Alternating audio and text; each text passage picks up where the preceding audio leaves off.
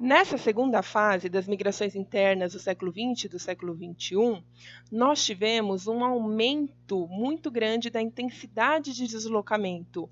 Por quê? Porque a partir de 1940 nós tivemos a industrialização do Brasil, que levou à urbanização. Então houve um êxodo rural, onde houve um deslocamento. Nessa segunda fase de migrações internas do Brasil, do século XX e do século XXI, né, que a gente vai dar uma maior importância, a partir de 1940, houve um aumento na intensidade desse deslocamento. Por quê? Porque com a industrialização, o Brasil começou a se urbanizar de forma muito rápida, então nós tivemos um deslocamento grande das pessoas do campo para a cidade, né, o que a gente chama de migração de êxodo rural, porque as pessoas não conseguiam mais sobreviver no campo e tiveram que se deslocar para as cidades para procurar novos empregos. E com a integração nacional, que foram o avanço nos meios de comunicação e transporte, então com a implementação das rodovias, né, que ligava diversos pontos do país, né, integrava o país, o deslocamento ficava muito mais fácil. Então os meios de comunicação faziam com que as pessoas ficassem mais antenadas sobre o que estava acontecendo nos outros locais, e as rodovias permitiam um deslocamento mais eficiente e mais rápido. Por isso que esse deslocamento, a intensidade de deslocamento aumentou muito a partir de 1940.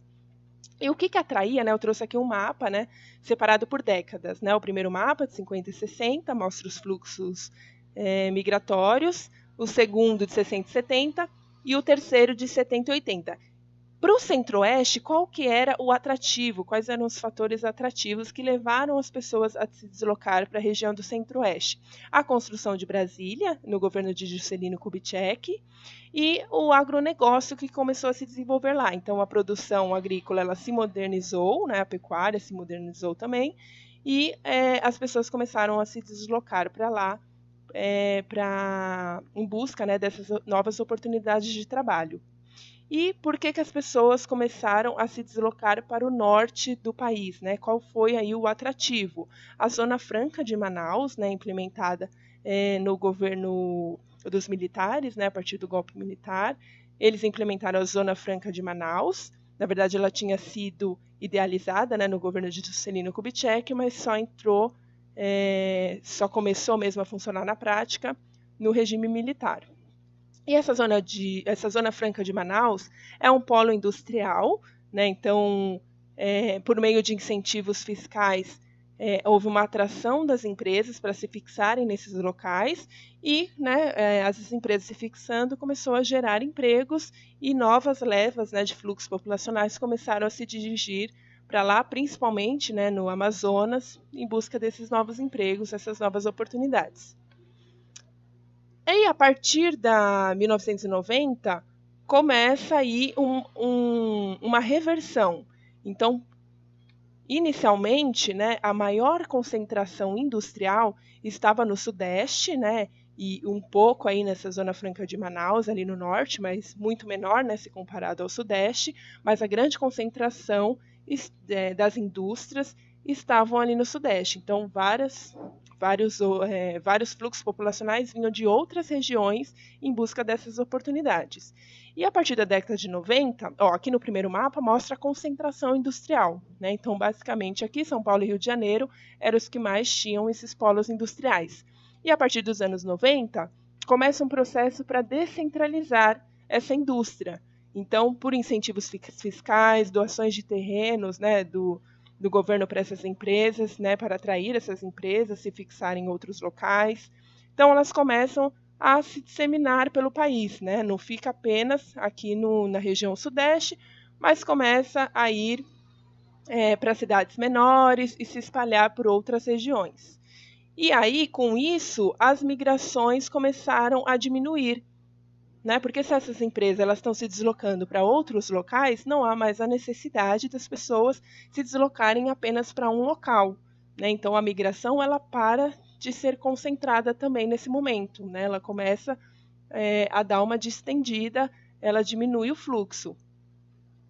E aí a migração, né, no século XXI é justamente esse retorno dessa população que antes tinha migrado e aí ela volta para o seu local de origem, justamente porque as condições passaram a ser melhores da onde ela veio, né? Então, se num primeiro momento ela saiu dessa área repulsiva, né, porque ela vinha buscando melhor condição de vida, busca por novas oportunidades de emprego, agora ela retorna para o seu local de origem, porque nesse local ela já consegue o emprego, já há uma melhoria, né, nas condições de vida, então ela retorna. Então é chamada migração de retorno. Então aqui mostra, né, a seta vermelha é o retorno e a seta azul é a vinda, né, a saída do local de origem para o destino. Então mostra aqui de Nordeste para o Sudeste, do Centro-Oeste e Norte para o Paraná e de Minas para o Rio de Janeiro. Então, o deslocamento interno que a gente tem hoje, né, a característica de migrações internas no Brasil é ainda o Sudeste recebe uma quantidade grande, né, de imigrantes, mas o número é muito menor e existe uma parcela, né, uma migração significativa de retorno para o seu local de origem. E aí eu passei um exercício para vocês. Assim, antes a gente tem que diferenciar, né, de novo. Então, basicamente, o que eu falei lá na frente, né? Existe uma diferença entre migração intrarregional e interregional. Então, a intrarregional é aquela dentro da mesma região. Então, dentro da região sul, eu vou migrar ali do Paraná para o Rio Grande do Sul para Florianópolis, eu estou fazendo uma migração intrarregional. E interregional é aquela de uma região para outra, do sul para o Nordeste, do Centro-Oeste para o Sudeste, enfim, essa interregional. Então, no século XXI, as características, né, as migrações que a gente tem mais intensas são a migração intrarregional, né, então dentro ali na minha região, e também não precisa, a intrarregional ela não precisa ser de um estado para outro, pode ser de uma cidade para outra. Então, eu moro no município de São Paulo e eu mudo para o município de Campinas, também é considerada uma migração intrarregional. A migração pendular, né, que eu já falei, então eu moro em um município e trabalho em um outro município. Então, de segunda a sexta, eu faço esse movimento pendular, né? Eu vou trabalhar e depois eu volto para minha residência.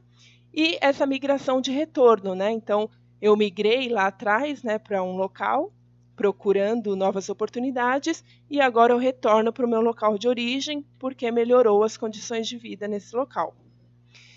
E aí eu passei um exercício para vocês. Aqui está tudo né? Mas no trabalho lá está certinho, né? Passei 3 questões. Primeiro, né? Basicamente o que eu falei, acabei de falar. Qual a diferença entre migração interregional e intrarregional? Tá? Podem escrever aí com as palavras de vocês. O segundo, eu dei um exemplo, eu quero que vocês me digam qual é o tipo de migração. Então, ó, Carlos é um biólogo que mora em Francisco Morato. Durante a semana, ele trabalha no Parque Ibirapuera, no município de São Paulo. Qual migração Carlos realiza nesse percurso? Justifique sua resposta. Tá? Então, a gente já viu aqui nesse vídeo, tá fácil, só vocês falarem qual que é a migração e justificar. E a terceira, Ana Clara é alagoana e trabalhou durante 30 anos no Rio de Janeiro. Em 2008, a trabalhadora mudou para sua cidade natal, pois as condições de vida lá melhoraram nas últimas décadas. Qual migração Ana Clara realizou? Justifique sua resposta. Tá bom? São só esses 3 exercícios. Assim que vocês terminarem, tirem foto, mandem para mim lá no WhatsApp. Dúvidas também, mandem no grupo ou mandem no meu particular. E até a próxima semana, gente. Tchau, tchau!